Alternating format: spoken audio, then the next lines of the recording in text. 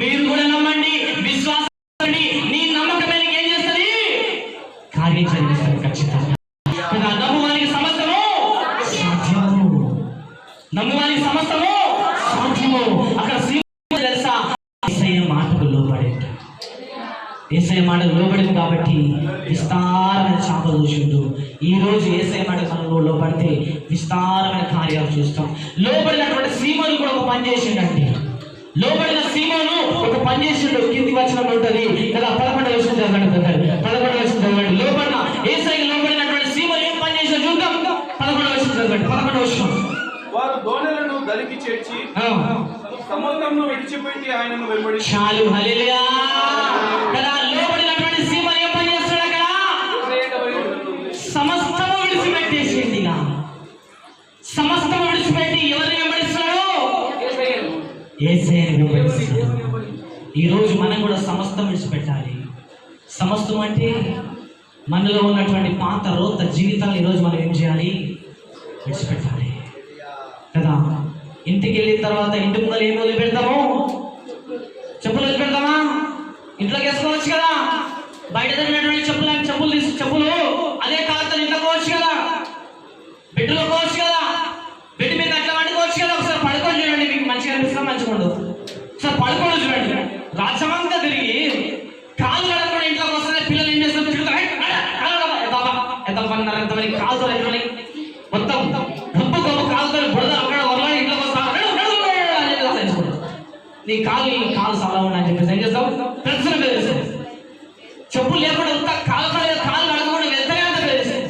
ఇంకా చెప్పులు వేసుకోవడం వల్ల ఇంకెట్లుంటది కదా, చెప్పులు వేసుకోవడం వల్ల ఇంకెట్లా. ఒకసారి ఊహించుకోండి, ఒకసారి మీరు చెప్పులు వేసుకొని ఇంట్లోకి వెళ్ళండి, బెడ్రూమ్లోకి వెళ్ళండి, కిచెన్లోకి వెళ్ళండి. మీ అత్త ఏం చేసేసరికి ఇంకేం మొట్టికేస్తారు, తెలివి లేదే. అక్కడ ఆ కొంప ఈ కొంప దగ్గర వచ్చి ఈ కొంపలకు వచ్చి చెప్పులు వేసుకొని అత్తలో భర్తలో పిల్లలు ఏం చేస్తాం, మనము మొట్టికాలేస్తాం. చెప్పులు వేసుకొని మనం ఇంటి పక్క ఇంట్లోకి వెళ్ళము కదా. ఎందుకో తెలుసా, ఆ చెప్పులు ఏమున్నది, దుమ్ము ఉన్నది.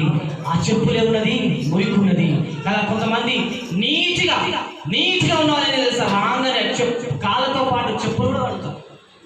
కాళ్ళతో పాటు ఏం చేస్తారు, దాన్ని కూడా రాగి కడిగి అంత రాగి కడిగి కూడా ఏం చేస్తారు, ఇక కొంతమంది గోడకి నిలబెట్టించి నీళ్ళన్నీ కాలిపోవాలి, ఆట ఉండాలి, నీట్గా ఉండాలి.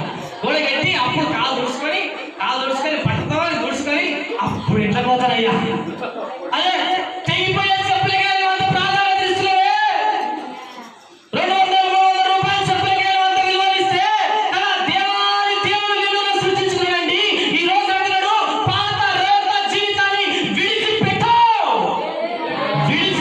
దేవుని దగ్గరికి రావాల్సిందే. పాపాన్ని విడిచిపెట్టి దేవుని దగ్గర రావాల్సిందే. కామాన్ని విడిచిపెట్టి దేవుని దగ్గర రావాల్సిందే. నువ్వు చేసిన పాపిష్టి పనులు విడిచిపెట్టి దేవుని దగ్గర రావాల్సిందే. నువ్వు చేసినటువంటి మోసాలు విడిచిపెట్టి దేవుని దగ్గర రావాల్సిందే. దేవునితో మాట్లాడతాడు సీమోను, ఒక నిర్ణయించుకున్నాడు. ఆయనతో మాట విన్న తర్వాత, ఆయన కార్యాలు చూసిన తర్వాత సీమోను ఒక నిర్ణయించుకున్నాడు. ఏదో తెలుసా, సమస్తము విడిచిపెట్టి ఎవరిని వెంబడించినట్ట, దేవుని యేసయ్యని వెంబడించినట్ట. ఈరోజు మనం వెంబడిస్తున్నామా, ఒక ప్రశ్న.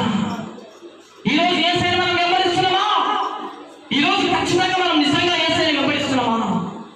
వెంబడిస్తున్నావు అంటే నువ్వు విడిచిపెట్టినట్లు, వెంబడిస్తలేవు అంటే నువ్వు విడిచిపెట్టలేదు కదా. నీలో ఉన్నటువంటి కొన్ని ఉంటే అవి విడిచిపెట్టనివి. ఈ రోజు అంటున్నాడు దేవుడు, విడిచిపెట్టు. ఎందుకు అవసరమా అవి? దాని వల్ల నీకు ఏమైనా లాభమా, దాని వల్ల నీకు ప్రయోజనమా?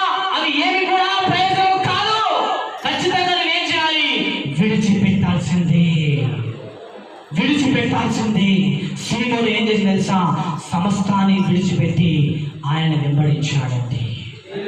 సమస్తాన్ని విడిచిపెట్టి ఎవరు వెంబడించిండు, యేసయ్యని వెంబడించిండండి. యేసయ్యని వెంబడించినటువంటి సీమోనుకు ఏమైనా బహుమానం దొరికిందా? చూద్దాం ఏం బహుమానం దొరికిందో కదా. అపొస్తలుల కార్యము చూద్దాం కదా. సమస్తాన్ని విడిచిపెట్టాడు కదా సీమోను పేతురు కదా. ఆయన మాటకు లోబడ్డాడు, తర్వాత సమస్తాన్ని విడిచిపెట్టాడు. విడిచిపెట్టినటువంటి సీమోను పేతురుకి ఏం లాభం దొరికింది మరి చూద్దాం. అపొస్తలుల కార్యం 10వ అధ్యాయం 44వ వచనం. 10వ అధ్యాయం 44వ వచనం త్వరగా తీయాలి. అపొస్తలుల కార్యం 10వ అధ్యాయం 44వ వచనం. పేతురు ఈ మాటలు ఇంకా చెప్పుచుండగా అతని బోధ విన్న వారందరి మీద పరిశుద్ధాత్మ దిగెను. ఆమేన్. చాలు. హల్లెలూయా. సీమోను పేతురు ఏం చేసినట్ట? ఫస్ట్ ఆయన మాట వినడండి. చెప్పమా హల్లెలూయా. సీమోను పేతురు ఏం చేశాడు? ఫస్ట్ యేసయ్య మాట విన్నాడు. విన్నటువంటి సీమోను పేతురు తర్వాత ఏం చేసిండు? సమస్తాన్ని విడిచిపెట్టేసాడు. పాత రోత జీవితాన్ని, పాప జీవితాన్ని. చూడండి, వ్యాపారస్తులు కదా, వ్యాపారం చేసే వాళ్ళు ఖచ్చితంగా ఏదో ఒక మోసం చేస్తూ ఉంటారు. కొంతమంది వ్యాపారం చేసే వాళ్ళు చిన్న వ్యాపారం కావచ్చు, పెద్ద వ్యాపారం కావచ్చు, ఏ వ్యాపారం వేసారు కావచ్చు కదా, ఆ టైంలో లాభం వచ్చే టైంలో ఎవరైనా సరే వదులుకోవడం, చిన్నగా పెద్దగా మోసం చేస్తూ ఉంటాడు. అప్పటిదాకా సీమోను పేతురు ఏమేమి చిన్న పొరపాలు చేసిండు, ఏమేమి చిన్న తప్పులు చేసిండు, అవన్నీ కూడా యేసయ్య మాట విన్న తర్వాత సీమోను పేతురు ఏం చేసిండు? సమస్తాన్ని విడిచిపెట్టిందండి. విడిచిపెట్టినటువంటి సీమోను పేతురును ఎవరి దగ్గర తీసుకున్నారంట? నా దేవుడి దగ్గర తీసుకొని ఏం చేసిండు తెలుసా? ఆయన పైన ఏం కుమ్మరించిండు? అభిషేకాన్ని కుమ్మరించిండు, పరిశుద్ధాత్మను కుమ్మరించిండు. పరిశుద్ధాత్మను పొందుకున్నటువంటి సీమోను పేతురు ఒక ప్రాంతంలో వాక్యం బోధిస్తా ఉంటే, ఒక ప్రాంతంలో వాక్యం వివరిస్తా ఉంటే ఏమైందో తెలుసా? ఆ ప్రాంతం అంతా పరిశుద్ధాత్మతో నింపబడిందంట. హల్లెలూయా.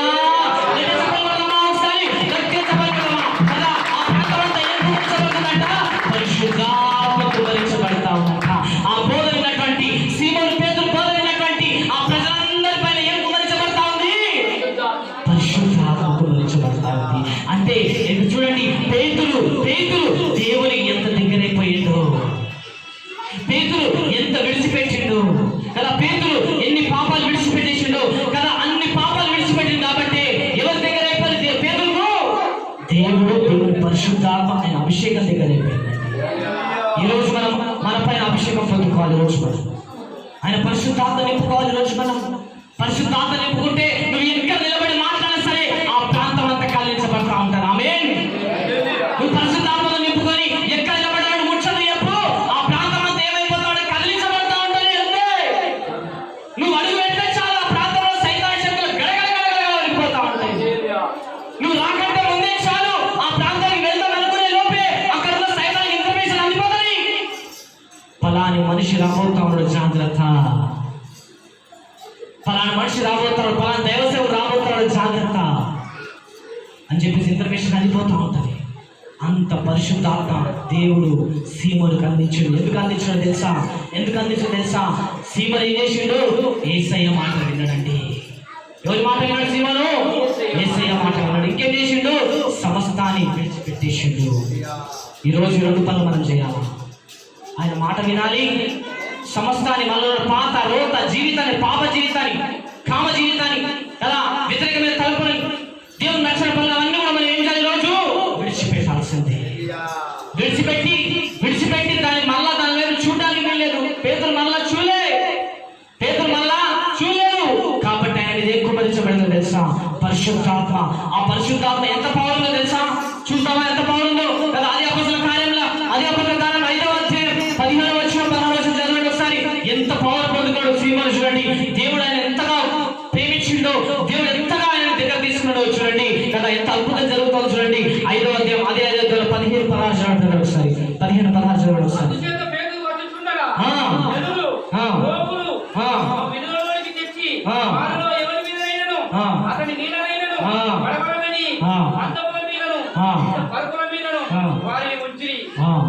మరియు యెరూషలేము చుట్టూ నుండి పట్టణములు చెరువులు రోగులు అపవిత్రాత్మ చేత పీడింపబడిన వారిని మోసుకొని కూడి వచ్చి వారందరూ స్వస్థత పొంది. హల్లెలూయా. కదా పేతురు విషయంలో గమనించండి. యేసయ్యలో పడినటువంటి పేతురు, యేసయ్య మాట విన్నటువంటి పేతురు, పాపాన్ని విడిచినటువంటి పేతురు మీదకి ఏమొచ్చింది? దేవుని పరిశుద్ధాత్మ వచ్చింది. ఆ పరిశుద్ధాత్మ ఏం పని చేస్తుందో తెలుసా? ఇప్పుడు నార్మల్గా ఎవరైతే చేయని ప్రార్థిస్తే ఏమైతుంది కదా, కార్యం అవుతూ ఉంటుంది. అది ఒక వంతు, ఒక భాగం. కానీ పేతురు కదా నార్మల్గా నడుచుకుంటూ వస్తున్నాడట. పేతురు కేవలం ఏం చేస్తున్నాడు? నడుచుకుంటూ వస్తా ఉంటే ఆయన నీడ పడ్డది కదా, ఆయన నీడ ఎక్కడైతే పడతారో ఆ నీడ దగ్గరికి ఎవరు తీసుకొస్తున్నారంట? రోగులను తీసుకొస్తున్నారంట, దయ్యం బట్టలను తీసుకొస్తున్నారంట, పక్షవాత బట్టలను తీసుకొస్తున్నారంట. తీసుకొచ్చి పేతురు నీడ వాళ్ళ పైన పడంగానే వాళ్ళకి ఏమైతుందో స్వస్థత కలిగిపోతుందంట. అంత గొప్పగా వాడుకున్నాడు సీమోను పేతురుని. ఎందుకు వాడుకున్నాడని ఎందుకు వాడుకున్నాడు? ఆయన యేసయ్య మాటకు లోబడింది కాబట్టి. ఆయన యేసయ్య మాటకు ఏం చేసిండు? లోబడింది కాబట్టి. ఆయన సమస్తాన్ని ఏం చేసిండు? విడిచిపెట్టింది కాబట్టి. పేతురుని వాడుకున్నాడే, అక్షర జ్ఞానం లేని పేతురుని వాడుకున్నాడే, చదువు సంధ్యాలు లేని పేతురుని వాడుకున్నాడే. ఈ రోజు వెళ్ళినాడు వాడుకోడా దేవుడు? వాడుకోడా? ఖచ్చితంగా దేవుడు వాడుకుంటాడండి కదా. నీలో విశ్వాసం ఉంటే, నీలో నమ్మకం ఉంటే, నీలో వాడుకోవాలని కసి ఉంటే దేవుడు ఖచ్చితంగా నిన్ను నన్ను అనేక ప్రాంతాల్లో దేవుడు వాడుకుంటాడు. అనేక ప్రాంతాల్లో దేవుడు కార్యాలు చేస్తాడు. దేవుడు వాడుకొని మేలు చేస్తా ఉంటాడండి. అందుకే దేవుడు రోజు 2 విషయాలు మనతో మాట్లాడుతూ ఉన్నాడు. 2 విషయాలు మనతో మాట్లాడుతున్నాడు. ఏదో తెలుసా? ఆయన మాటకు మనం లోబడాలంట. నెక్స్ట్ ఏదో తెలుసా? సమస్తాన్ని విడిచిపెట్టాలంట. అందరూ కలిసి ప్రార్థించుకుందాం. అందరూ కలిసి ప్రార్థించుకుందాం. 2 నిమిషాలు ప్రార్థించుకుందాం. అందరూ కలిసి ప్రార్థించుకుందాం. ప్రభువా, యేసయ్యా నీకు వందనాలు ప్రభువా. నిజమే తండ్రి, నేను సీమోను పేతురు జీవితంలో చూస్తే